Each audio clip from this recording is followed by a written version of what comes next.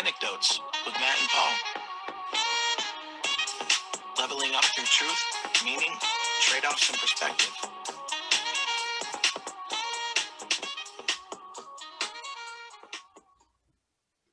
Hi, everybody. Welcome to Anecdotes with Matt and Paul. I'm Paul. This is Matt, and we have our first guest tonight, Mr. Isaac Mather. I feel like you already know who he is because he's the one that wrote our intro music. So maybe he's not officially our first guest, right? But he's with us tonight. I am with you. I am with you. Thank you guys so much for having me on. I appreciate it. It's an honor. Yeah, we're thrilled. I'm like grinning ear to ear here because I'm excited to have a guest, have the conversations we've been talking about. You know, we've just been talking for about 20 minutes, and you know, I'm sitting here going, "Oh my gosh, this is the stuff I want people to hear and see." So I'm thrilled we're doing it, man. Thanks for being here, and looking forward to this very, very much. Yes, me as well. Me as well. So Isaac, the reason Matt and I started Anecdotes, we really feel like everybody has a story, and within their story, there's truth, meaning, trade-offs, and perspectives. And we might point them out, we might not. We're gonna just let you get going, but start us off with your background. I'll say first of all, you're an aspiring musician, and I might even go as far as to say you're not aspiring. You are a musician. I mean, as far as I'm concerned, you've done more than 99% of the population. Oh. And so talk to us about that. No, I appreciate it. Talk to us about that. When did you get started? You're 18 now. Or 19 now. Or 19. No, you're good. You're good. You're good. You're 19 now. So get us started. You know, talk to us when it all started. Absolutely. So the music, right? The music. So I mean, really when music stuff started to kick off was when I was 9. I was living in California at the time. I had a friend who was 16, and you know, we lived pretty close together. This was actually at a Christian camp. He had a little bedroom studio. He had a little desk under his bunk bed, little keyboard, little microphone, and I would go in that studio and we would make a couple songs. He would produce, he would let me record, and then I just loved it. I would sing, and I don't know if you guys know who Owl City is, but I was so inspired by Owl City at the time. Like that was my all-time like favorite band, and we were so crazy. We would take blankets, we would put them on a wall, we would like pin them up on a wall to be the background for me in a music video, and then we put disco lights and have them spinning around to make it like a cool atmosphere, and then we'd film it for this song, and then we'd burn it onto a CD. And then like, oh my goodness, I wish I had these CDs that I made when I was 9, my first music ever. I wish I would pay money for it. Isaac, I got a question for you. So were you interested in music and then did this with him, or doing this with him got you interested in music? You know what I mean? Like chicken or the egg thing. I think like I always loved music. Like I always loved, you know, listening to music. Like that was you know, but I never like wanted to be a musician. You know what I mean? I think this sparked my interest for it. You know what I'm saying? Yeah. And then, I mean, you know, we've moved quite a few times. So after we moved from California, this is where kind of things start to get a little crazy. Like, this is where my health journey starts to collide with the music journey. Like, so music kind of dies off, you know what I mean? And I don't really start picking that up again till I'm like 13. So 9 to 13 is kind of, you know, not really. So when I'm 10, I get a bite. We don't know what it's from, either a tick, possibly a mosquito, you know, and I get Lyme disease. And I get Bartonella and Babesia, which are 2 co-infections of Lyme disease. And I was, you know, bedridden. We had to take my mattress from my room bring it down into my parents' office attached to their bedroom, and I had to spend that summer of 2012 when I was 10 in there. And, you know, I just remember looking out the window, wanting to play outside. I couldn't, you know, as a little kid, it was difficult. I was angry at God. You know, it was a very difficult time. And, you know, just a bunch of crap was happening. You know, I had lesions down my throat. I couldn't swallow my own spit. I mean, it was horrible. It was absolutely horrible. Isaac, what I'm sorry to interrupt, but what else was that Lyme disease like? I mean, are you lethargic and lacking? You know, I don't know a whole lot about it. So I'm just curious what that was like. Yeah, Physically, emotionally, the whole thing. I mean, I think I had, you know, fevers, kind of more like flu-like stuff. Okay. In the beginning. And it was a long time ago, so I don't remember like all of it. Sure. But I just remember, you know, like I was bedridden. I had to be in a wheelchair for a while.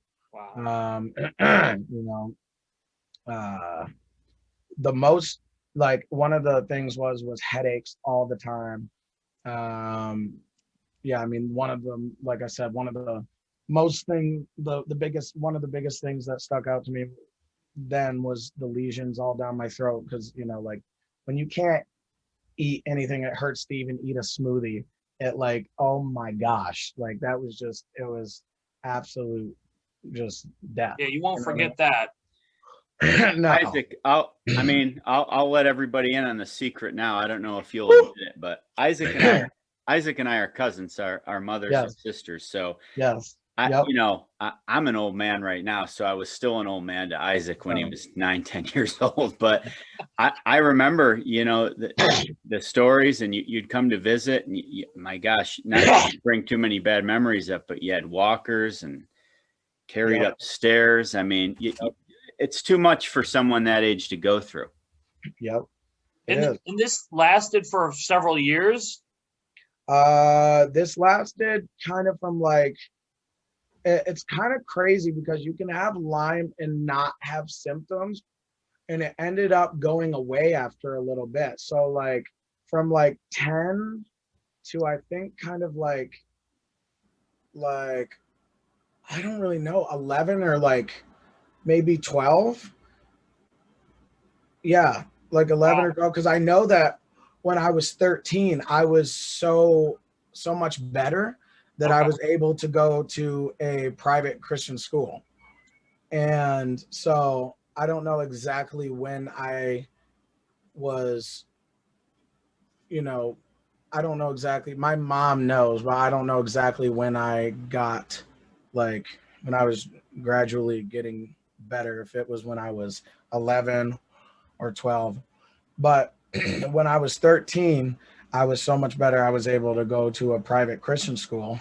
And I had, this is where things start to get even more crazy. I had to get 4 vaccinations. I think there were 4. I got them to go in school, and I had them too closely bundled together. And, you know, that wasn't supposed to be, but it happened. And I came down with a bunch of stuff, you know. Came down with the brain inflammation, came down with CIDP, which is a nerve inflammation where the sheath on the nerve just, like, goes away. So your nerves are inflamed.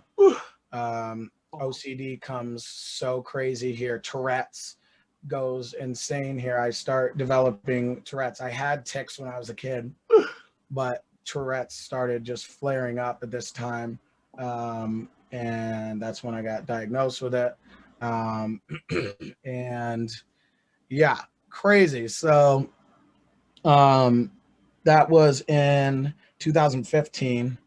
Started getting, you know, worse. 2016, getting, you know, my tics, they were, you know, just started, it was just getting worse and worse. 2017 is where it gets really bad, you know, especially mentally. I would keep myself, you know, locked away, from family. You know, family would come up in my room. I would be, you know, I'd be like, I would just, I literally would be like no emotion, just like, oh my word, it's horrible. You know what I mean? I just can't even. Now were you working on music throughout this period at time? Yeah, so that's the crazy part.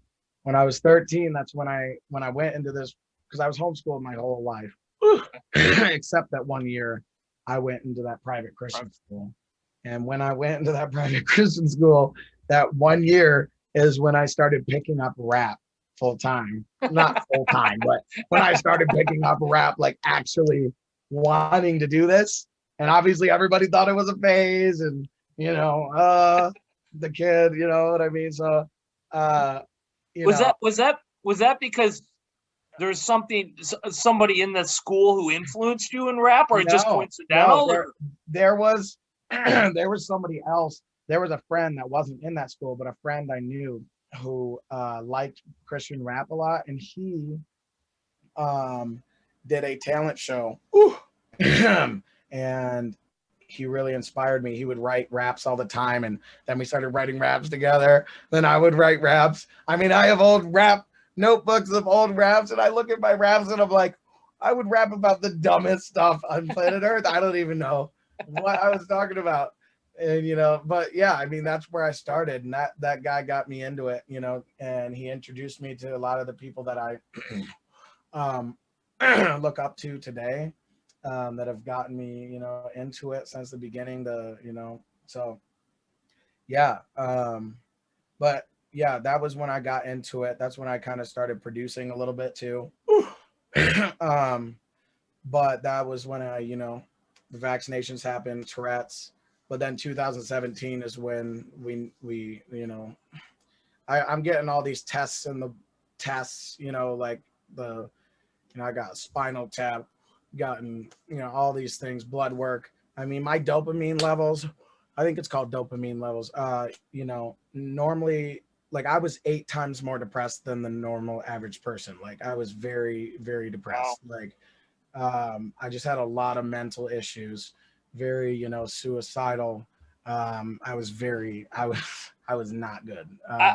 Isaac, I'm sure that's tough, maybe difficult to talk about, but I'm just curious, how'd you deal with that? Would be that depressed, especially if your dopamine levels would have been low. I think, I'm no scientist, but I think they've been super low, and it's a chemical imbalance, and you just can't fight that. I would imagine to some degree. So I mean, it's not like you're like, hey, put a smile on your face and go skip around outside, you'll be fine. How'd you handle that? Well, I mean, at that time in 2017, you know, I wasn't at. I mean, I was making music, um, but like, you know, I think that was a therapy for me. But you know, like, I wasn't. I definitely wasn't at a strong point at my relationship with Jesus for sure. Mm. Um, so that you know, I wasn't getting, you know, I wasn't doing anything there, you know what I mean? So that I don't know how. Okay. I don't know. I really don't know how I got through that. Like it's by the grace of God, you know what I mean? Like Mm-hmm. um you know, it's just like, man, uh, it's just it's very like, yeah, I mean, it made it worse because I isolated myself. So it's kind of like, yeah, how did I even, you know, make it through that, you know what I mean? So I don't even like, I don't want to ruin the rest of the story right now, but I know where you are today. And to Yeah. hear this right now, to think it was just 3-4 years ago. I mean, so there was no real switch, right? Like, as far as you know, you just, well, I mean, you know, at that time, I mean, like, you know, obviously we all have, you know, different ways of medicating pain and stuff, you know what I mean? It's either drugs or, you know, anything you go to. And, you know, at that time I was definitely living in sin, and, you know, that was definitely a way to medicate my pain. Um, you know, so I can definitely say that was something I think that would have been helping me through that, but it was killing me at the same time. You know what I mean? So that kind of though is what when Jesus helped save my life from that, you know what I mean, kind of turn me from that. That's also when I noticed a switch in my whole mental state as well, you know what I'm saying. That's kind of when it turned for me, with my mind. Physically, I got worse actually, because the next year I got, like 2017 was bad mentally, like really bad, but 2018 it got even worse. I mean, I got in a wheelchair again, and then I had to get a catheter stuck in my heart, and it hung out of my chest. I mean, I still have the scars from it. Looks like a gunshot. And I have one too, by the way. Really? Mm-hmm. Wow. What did you? Open heart surgery, and so I had the catheter, and I got the same scar. It was a very unpleasant thing to go through, but fortunately for me, mine was just a couple days, and then it came out. It was part of that surgery. So I do have a similar experience in that. So anyway, I just figured I'd throw that in there because I don't know how many people had that. Yeah, no, that's I can't imagine that though, because they have to cut that bone though. Yeah, that was so this was like 22, 23 years ago. I was 22, 23 at the time, and oh my gosh, and they saw through it, and then kind of like zip tie it, back together, and to hold it and that kind of thing, and I remember Isaac very, very well. So I've got it sticking out right like this, and I remember a nurse came in. I think it was a nurse came in one day, and I was heavily medicated too, throughout this, and they said, oh, they're starting to take things out as I was improving and some of those things, and there's this one here, just kind of I had a lot of things sticking in me, so it didn't really everywhere. And they pulled it, and it just kept going, and I go, where was that? And they're like, oh yeah, that's right into your heart, and I'm glad I didn't know until it was out, and then So anyway, I didn't mean to interrupt you, but no, you're not. No. Man, that's nasty. Oh, I can't even. That's gross. Yeah. All right. Hey guys, we're back. We had some technical difficulties that shut us off, so we're calling this Isaac Part 2. We were just talking about how Matt and Isaac are practically brothers because they both had heart catheters. So pretty much. Yeah, which I forgot all about. So Isaac, go ahead. So Yeah. So like I said, I had that catheter. It was a foot long, not as big as yours, Matt. No, that's probably about the size of mine, I would imagine. Really? Something like that. I just remember coming out. You know what I mean? Yeah. Okay. Never wanted to think about it again. Yeah, it's pretty scary. So I had foot-long catheter stuck out of my chest. It was disgusting. Always would bleed. It was just gross. But why I had that, I had two very invasive treatments because, like I said, 2018 was a lot better of a year mentally. Still bad mentally, but a lot better than 2017. But it got a lot worse physically. I had to have some very invasive treatments. So why I had to have the catheter was because one of the treatments was we went up to New York City for 6 months, each month for a week. And we would stay at a hotel across from this like cancer ward. And I would get plasmapheresis, and they would take my blood through a huge machine and spin it, take it out of me, spin it.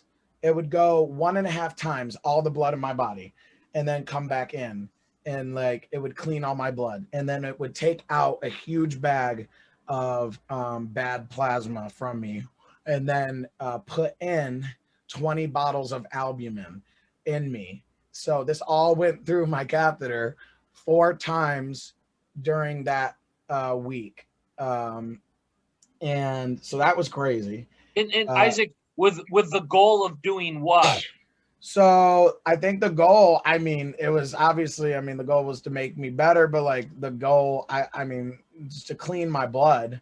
I mean, I don't know what the exact, like, you know, intentions were. I didn't know if it had to do with what you were referring to with your brain, or you know, or yeah, you know what it was. I'm sure it had to do, like, you know, I don't mean to sound dumb, but I mean, I'm sure my mom would know much more about like all those detailed, like, no, I can only imagine the state you were in, just physically and therefore emotionally, and you're just kind of like, here I am. This is what I got to do. This is what we're doing. I mean, with my heart surgery, which by the way was nothing compared to your story. No. I just remember it just being like, I just kind of got to get through this. I wasn't interested in a bunch of questions and that kind of thing. It was just like, this is what I have to do. So I can relate in that sense. And it was, you know, in your situation was far more invasive and challenging, you know. So, you know, I'm not. I couldn't imagine a heart surgery. I would much rather get a heart, or I would much rather do plasmapheresis than do a heart surgery. Trust me. Listen to you guys talk about perspective. I'm like, neither. And you guys, I'm not getting my chest bone cut open. Yeah, you guys are fighting over. Anyways, hey Isaac, a couple things. You know, I mean, your mother and my mother talk almost every day, and oh my gosh, yeah. When you were going through all this, I mean, she's basically your rock, isn't she? I mean, taking. Oh yeah. And when Matt said that, that's what made me think of it. She's taking you up to New York City and staying there. At some point, as a young teenager, really, you're just like, do whatever you have to do, just make the pain go away, right? Oh yeah. I mean, you know, I don't like to really talk about this because it's embarrassing, but I mean, like, you know, the doctor would prescribe me, you know, pain meds, and I eventually got, you know, addicted to those, you know, because like, you know, the pain was so bad that I was taking them so much every day. And then it started to get to the point, you know, where I needed it because of my mental state. And I was like, oh my gosh, I need it. I just have to have it. And then, you know, once I got off, it was like, oh my gosh, if I don't have it, I'm gonna crash, and I can't. I like, you know what I mean? So it's dependence. And then, you know, it's like, yeah, I was like, yeah. And, you know, I honestly don't know if that plasmapheresis helped, even though it was so crazily invasive and it sounds like it should have helped, but I don't know if it did. And it made me feel awful after I had it. I mean, I was cold. I felt like I would throw up during it. I had to have stuff put into me to make me feel like I wouldn't throw up. Now, I also had another treatment going on during this time, during each month. I had for 18 months, I had to have a home nurse. So I had to have, for I think 3 days each month for 18 months, a home nurse come in. She would you know, put an IV in me, and it would be 8 hours each day for those 3 days. I would normally sleep. I would sleep all those 8 hours, and I would be injected and have, like, after those treatments would be done, I would feel like a rock hit me, and I would just be like, I would be done. You know what I mean? So it would be a horrible 3 days. That was called IVIG. And I think those were about $20,000 each time, each like round, each month, and most insurance covered most of it. But these were insanely expensive stuff. Thank the Lord that we had a GoFundMe that raised so much money. I don't know what we would have done without that, and the people that have helped through that. So it's just, you know, I'm so thankful for that. So yeah, it's been crazy. And yeah, 2018, crazy year. Um, you know, yeah. So that's on the treatment side. Um, and 2019 rolls around. Actually, yeah, 2019 rolls around. No, sorry, backtrack. End of 2018, we, because we were during this whole sickness and health stuff, we've gone to so many different doctors, like, just so many different things for so many different health issues and everything, you know what I mean? Have been everything from anything, and it's just been a mess. And we went to this one place that was a holistic wellness center that was in Virginia Beach. Whew.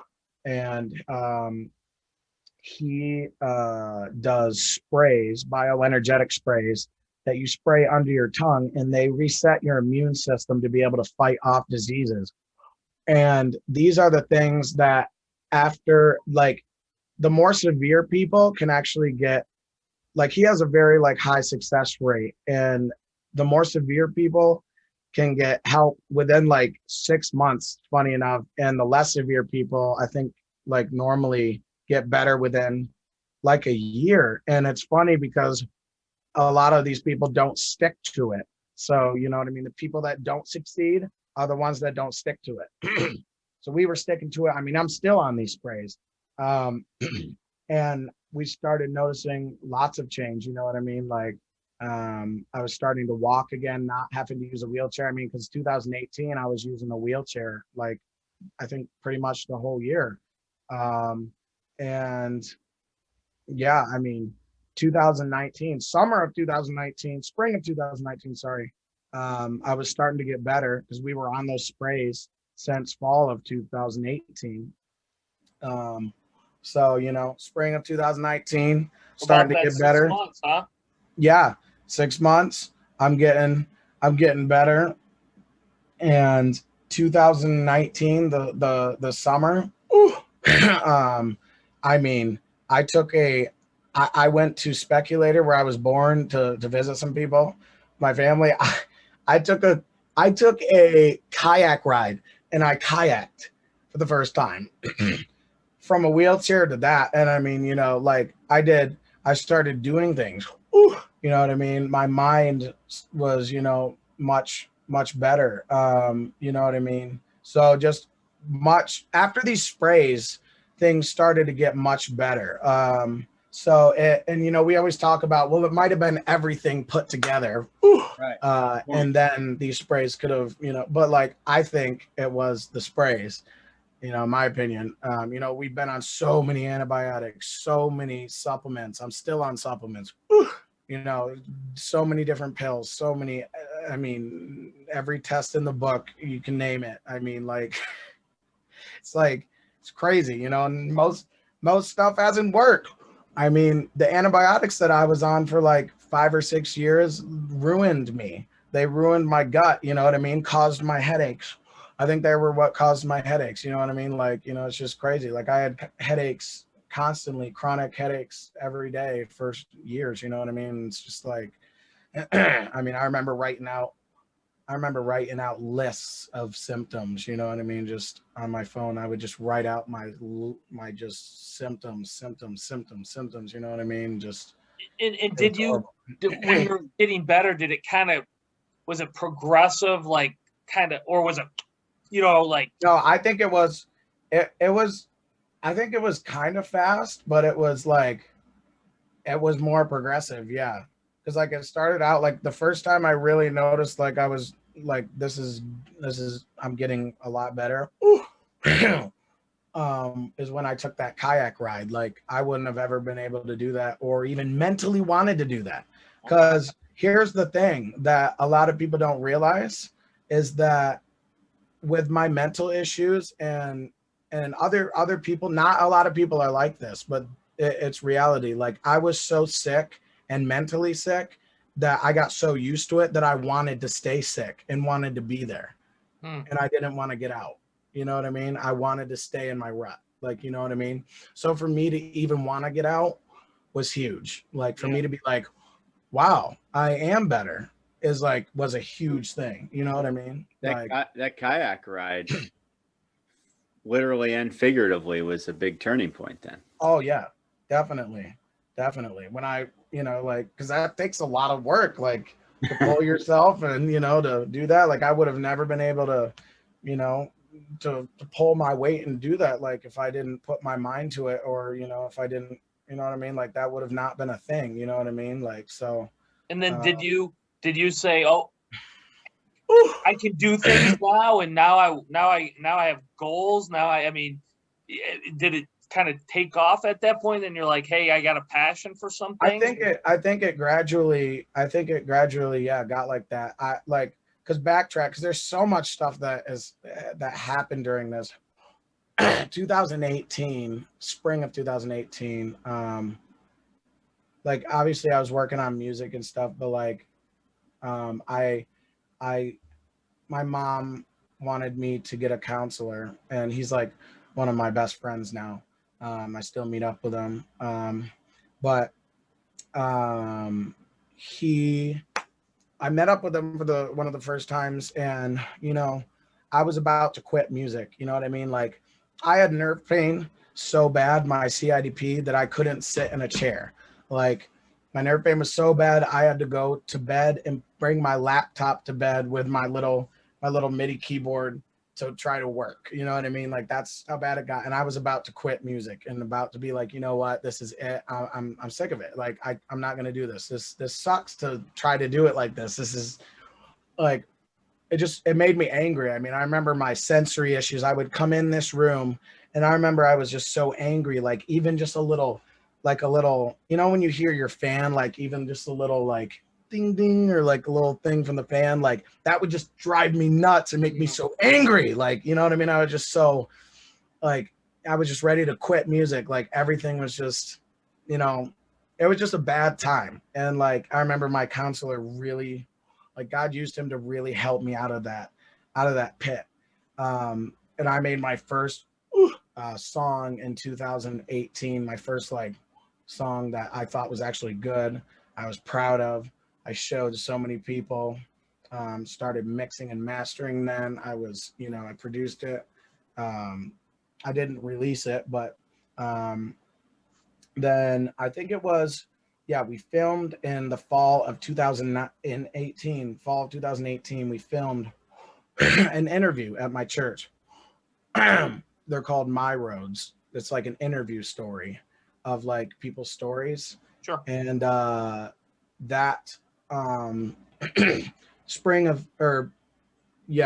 February of 2019. So about 6 months later, they released it, played it in the church, because it's a big church, TRBC. After that thing played, there was a line of people that came up to me. I'm not saying that out of a, prideful way. I'm just saying, like, it was just shocking. There was a line of people that came up to me, like, was connecting with me. I was like, whoa, what is happening here? That was like, I had no musical connections before this. And so the floodgates started to open from that.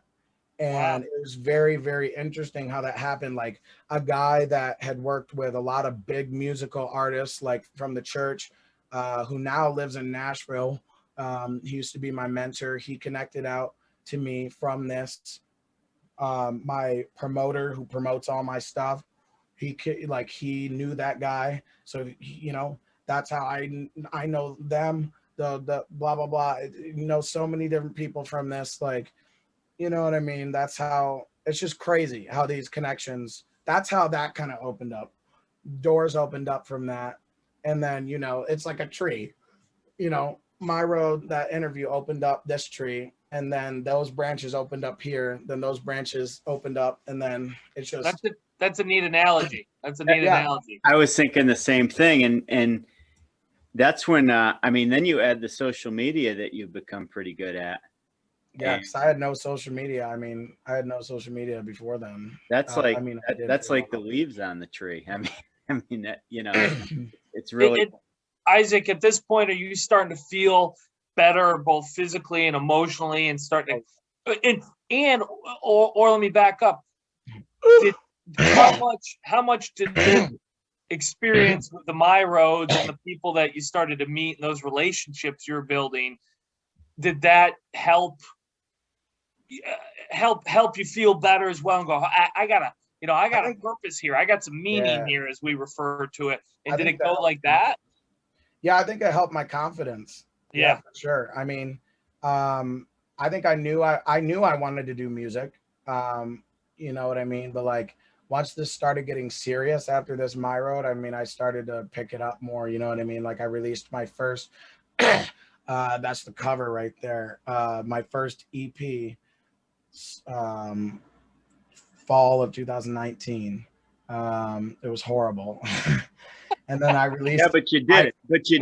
I did it. And I'm not going to take it down, because there are still people that come to me and say they're heavily moved by it and heavily moved by this stuff. And I'm like, whoa, wow. Okay. So I hate this stuff, think it sucks, and you're moved. Wow. Okay.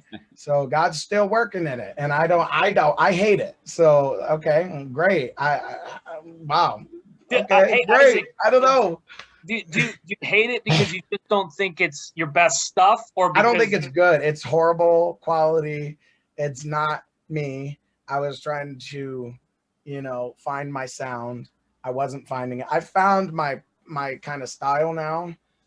And I'm still trying to find it more, but like, and I'm always gonna try to get better and better. I'm never gonna be like, I don't think I'm ever gonna be settled ever. Like, good for you. Yeah, like, I don't think you will either. I can tell. That's a good thing. I'm never gonna be like, oh yeah, I'm perfect where I'm at. No, like I'm gonna try to get better wherever I'm at, so it's like, yeah. That's more the reason to keep that stuff up too. I mean, obviously it helps others, but it really helps you. Exactly. And people who are just checking me out, or further down the line, can go to that stuff and be like, wow, this is the evolution of you. So you can see me then and then me now, and then be like, oh wow, okay, so like, whoa, you were horrible. You were horrible. And I can give hope to people, because inspiration. If I got better, they can get better. You know what I mean? That's a great perspective. You should be evolving. I mean, heaven forbid if you could see pictures of what I looked like 20 years ago. I was going to say the same thing. The person I was at 19 is way different than the person I am today, and that's by design. I know, Paul, Isaac, this might not mean as much to you only because of you're much younger than us, which is good for you. But for me and Paul, I'm sure you feel the same way. I know people who I've known for, let's say, 25 years, and they're not any different than they were 25 years ago, and that's about the saddest thing I could think of. Yep. I know people from 8th grade that right. Yeah. And if you're not growing, you're not evolving, you're not trying to be a better version of you all the time, and you're not looking back on 2 years ago or 20 years ago and going, I'm a lot better, then I think there's a lot of perspective there too. Is all of us, I don't care who you are, should be doing that and going, I got to be a better version of myself. There's always room to grow. Always. I mean, I basically call them just different chapters of our story. I mean, what I did at 20, 25, 30, it's just the way it goes. But a lot of people think they reach a point and that's just how the rest of their life's going to be. No, I personally feel sorry for them. So do I. Yeah, that's why my music is a picture. Mm-hmm. Every song I put out is a picture of where I'm at right then. You know what I mean? So if you want to see where I'm at right then, that's a picture. You know what I mean? Like, it's just like, that's me right there. Like, that's interesting, because not everyone I certainly don't have that to kind of reflect on. And I think that's a pretty powerful thing to help you understand the growth or where you were at certain periods of time. And you can find that in art in ways that you don't in many other areas in life. So that's advantageous, I would say. I appreciate that. I mean, social media could be that too. I mean, tweets. You can read tweets back and be like, "Wow, I said that a year ago. That's where I was." Like, you know what I mean? Like, True. it doesn't have to be art. It could be anything. Like, good point. Isaac, how about we take this high tech podcast and we share a little of your music? let's do it. We were thinking like, 10, 15 second spots. Do you want to show us some of your early stuff to now, or do you want to I'm not putting you on gonna do that. or do you just, you could take a couple tracks or a couple of the beats you do and just keep it to like 10, 15 seconds and move on. And then we'll tell everybody where they can obviously go to follow you, because I do. Do you guys go with showing them my new song about my Tourette's? Do you want to show them a 15-second clip of that? Sure. Yep. Now, I shared my screen. Is this the video we're going to see? Yeah, we can show the video. Yep. I was pretty excited when I watched that video. I had to do a double take because the rude guy in the video has a special meaning to you, doesn't he? Yes, he does. He does. That is my dad. That is my dad, for all y'all who don't know. Here, so I'm just gonna. That's I'm just really gonna cool because he would never do that to you. No, he would never do that to me. Can you guys see this? Yeah. Okay. Now I'm just gonna play a little bit of the singing part, if that's cool.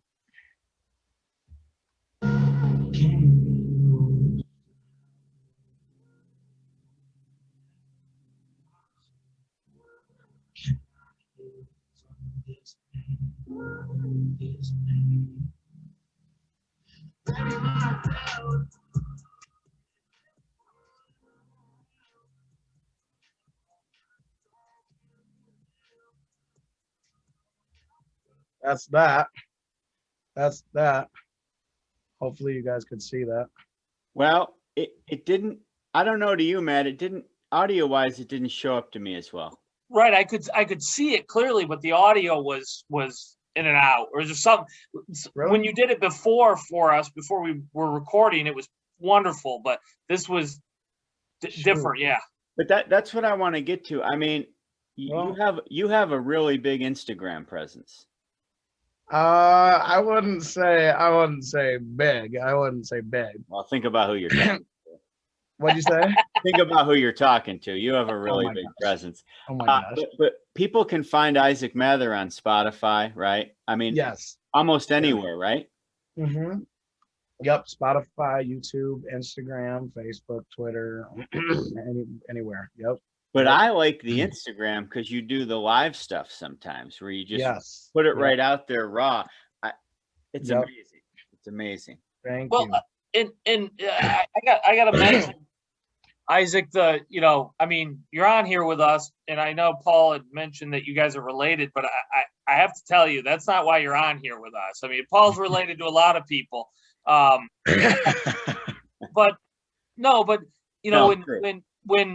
when we were trying to come up with music to introduce our podcast, and Paul mentioned you and said that you're talented and you do this stuff, I didn't know anything about your story. He didn't bring it up. It wasn't a part of the conversation. And then we had a chance to talk. I think we did a Zoom together, and then I was starting to hear your story a little bit, and I was like, I'll be honest to God, I got goosebumps when I heard it because you've overcome so much, and you're a young man, and you're doing very interesting things with yourself, and you're doing interesting things with yourself regardless of your health issues. I mean, I don't want to confuse the two, because it's easy to go, well, Isaac's doing cool things, and he's had these challenges. Those challenges are a part of the story, but they're not the same thing to me. And you hear them together, and it's very powerful, and it's interesting. But you're a talented musician without the other part of it, and you bring them together, and it's definitely got a cool story behind it. But I don't think it'd be doing you justice to just pretend that your talent and the challenges you've had are the same thing, and that's why you're accomplishing things, because that's not true in my opinion, for whatever that's worth. Thank you. But Thank you. Hearing what you can produce and what you're doing, and then the impact you can have on people and your attitude, and I look at someone like you and go, well, here's this person accomplishing excellent things, and look what he's overcome. And frankly, to me, it's like, I don't like hearing people's excuses, because I look at you and go, you've had every reason for a long time to say, I can't, right? I can't, or I shouldn't, or whatever. And you clearly refuse to do that. And it doesn't mean you haven't had challenges and hard times. You've had plenty of nights and times where you thought, like you said, I'm done with this. I'm going to quit, but you didn't. And that's, your talent and your story are why you're such an interesting, guest for us. But I just wanted to, I guess, mention how inspiring I find your story, not the least of which is you're a talented kid and a talented person, and you'd be talented without the backstory. Let me ask you this. I mean, this is why excuses can cripple people, really. I mean, your success so far in the music industry, and in my heart, I believe it's only the beginning. I mean, you've got greater things ahead, but the music industry doesn't care about any of your excuses, do they? No. They want you to perform and put out music. And recently you had a nice there was a nice interview done by a pretty big the LA Tribune, right? Yeah. You want to talk about that quick? Yeah, how'd that evolve? Yeah. I mean, so actually a guy reached out to me. Actually, my promoter knows this guy. He reached out to me and has a couple connections and knows the in-house writer for this place, and got them to write a story, and it was pretty cool. I mean, I got on the front page. I told this guy, I wrote up, kind of my story and stuff, and they kind of took it from there. Kind of wrote it up. I just wanted, it to be, highlighting, what I'm about, what I'm doing. And I thought it was cool because it was like, LA, which is like kind of music city, kind of, Nashville is music city too, but like LA is very like music city too. So that brought some good traffic to me, which was good. So yeah, it was very, very exciting. So yeah, I was going to ask you what the results were. So you've seen some increase, and obviously there's a tremendous amount of exposure there, which it was good. Which I'm sure, obviously, in your business is what you need, what you want. Yep, exactly. Do you? I wanted to ask you, do you feel with the challenges you've had, and what, obviously to anybody on the outside anyway looking in, you have an inspiring story. Do you feel any pressure from that? Do you feel like you're trying to kind of live up to that inspiration? I will say with my Tourette's and that part of it, sometimes like I really appreciate you saying, you feel like I have talent in me without my Tourette's, because that means a lot, because I feel like a lot of people put me in the box of, oh, you use, and I know you use your story with your Tourette's, and nobody does that, and you're just so great for doing that, and I'm just like, yeah, thank you so much, and that really means a lot.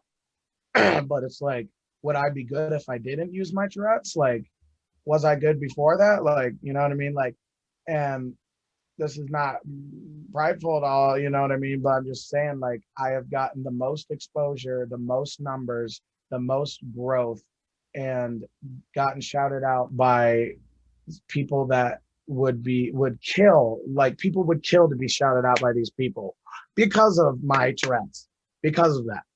So if I didn't have my Tourette's, would I be anywhere where I am right now?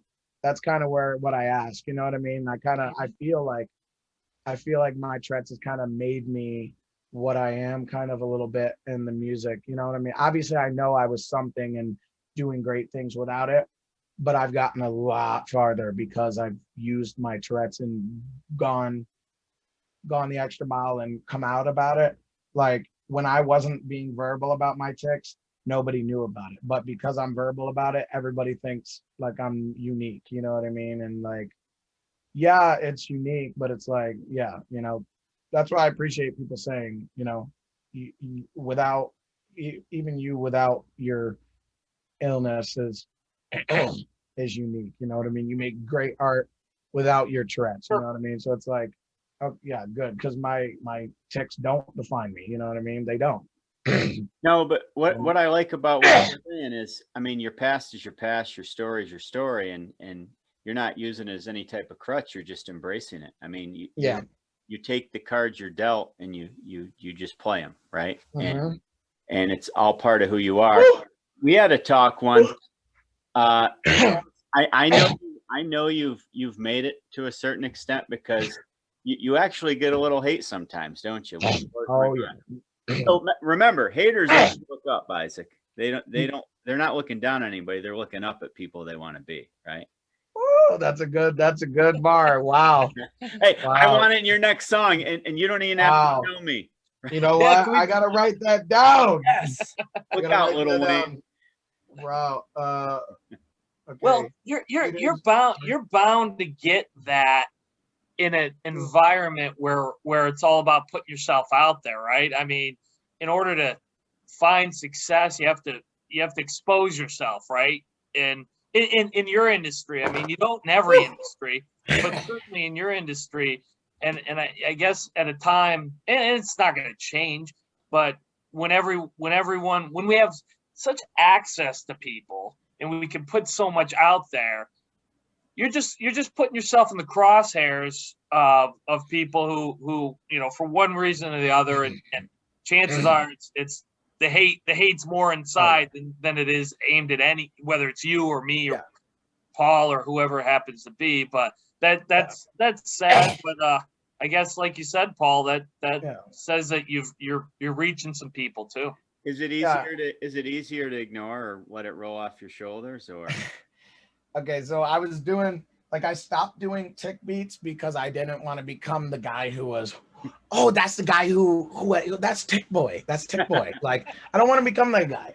Like, you know what I mean? Like, that's not the guy who I want to become. Like, no. I am Isaac Mather. I am not Tick Boy. Like, you know what I mean? Like, so that was cool for a season. That got me very, very high attention. And that's what I wanted. That's what I needed to spark.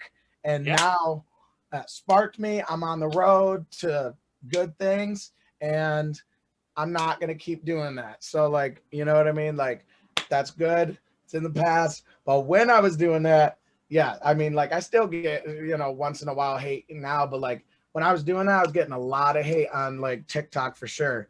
Like, and most of these people, a lot of them were like 8-year-old trolls on TikTok. And the funny thing is these people are sitting behind their phones on a keyboard. If they were in person, they wouldn't dare say this to my face. 100% correct. They wouldn't dare say this to my face. You're right. So you're like, and I would get a little mad I would get mad at these people, and I would come and I would have to control myself from saying something. Cause like, obviously I'm human.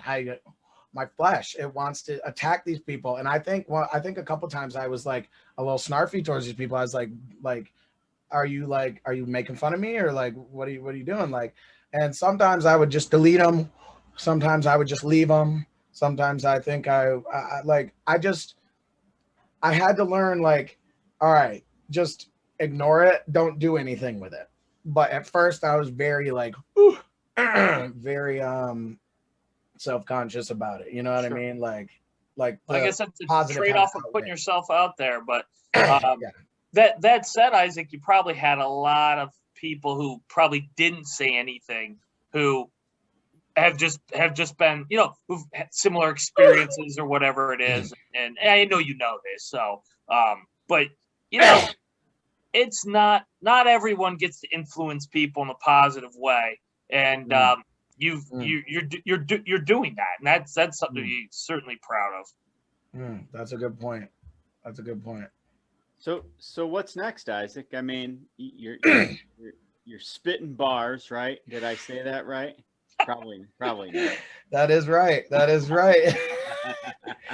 That is right. Well, wait a minute. I was the one doing that a couple minutes ago, but yep, you were. You were. I wrote it down. Look at my head's not going to fit into this podcast soon. But so, I know you're always working on stuff. You just don't stop. No, I don't. I mean, sometimes I take rest, yes, but you know, I'm always working on something.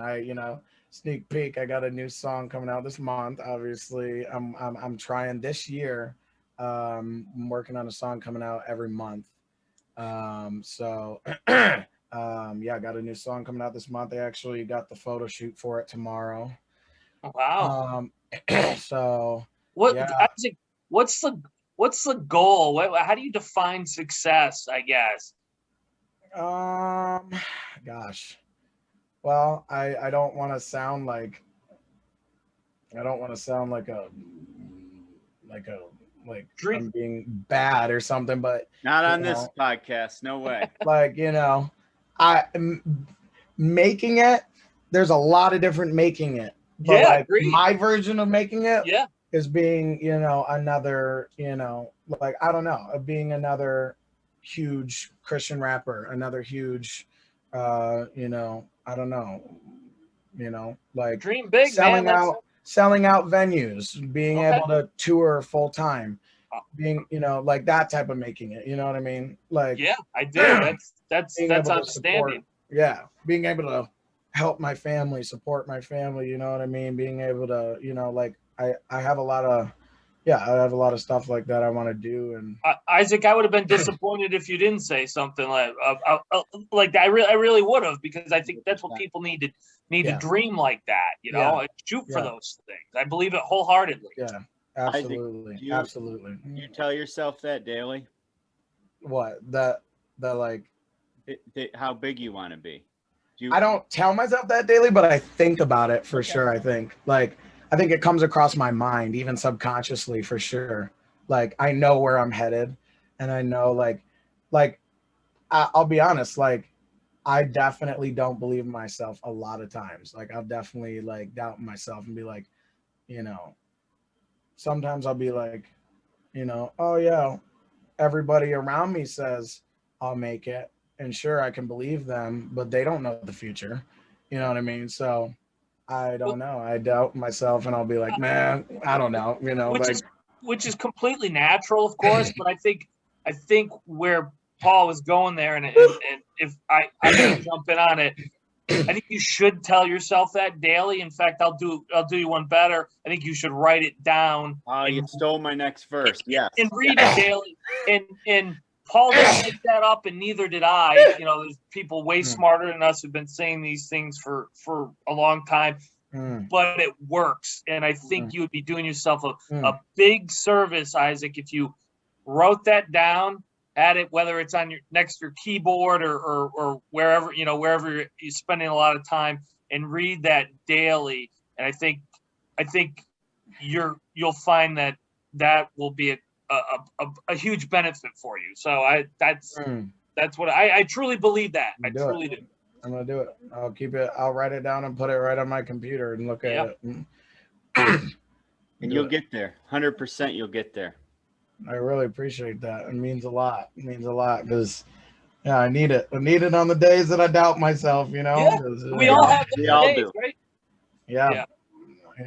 It's very, So again, Again, I like your Instagram stuff, and I think you have a huge following. I appreciate that. We all like, I'll look at people and be like, oh my gosh, you have a huge following. And then they'll probably look up to people and be like, oh, you have a huge following. We all depends on our perspective, right? Yeah. I I do not have any following at all. I'm grateful for the following I have, but I don't. I have a very small following, but I appreciate that very Oh, much. so, but anyways, our viewers, YouTube, Spotify, any music, basically, they're going to find Isaac Mather. He's got a great story, and he's got a bright future ahead of him. Absolutely. Isaac, we appreciate you being on, my friend. It's been a real pleasure. Yes, it's been an honor for me. Thank you guys so much. I really appreciate it. All right. Hey, take care. Yes, you as well. Thanks.